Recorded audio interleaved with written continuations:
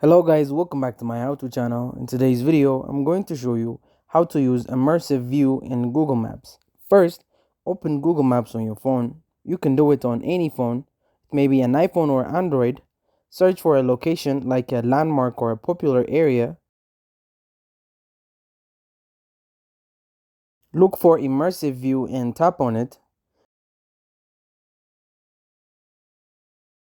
Once you're in immersive view, drag your finger or mouse to move around the 3D model. Use pinch to zoom on mobile or your scroll wheel on desktop.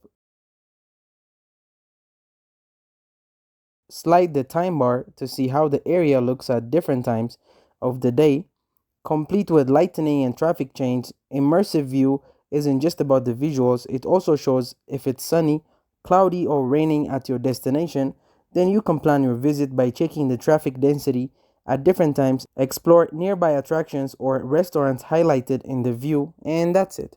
Thank you guys for watching this video. If this video was helpful, don't forget to like and subscribe to my how-to channel.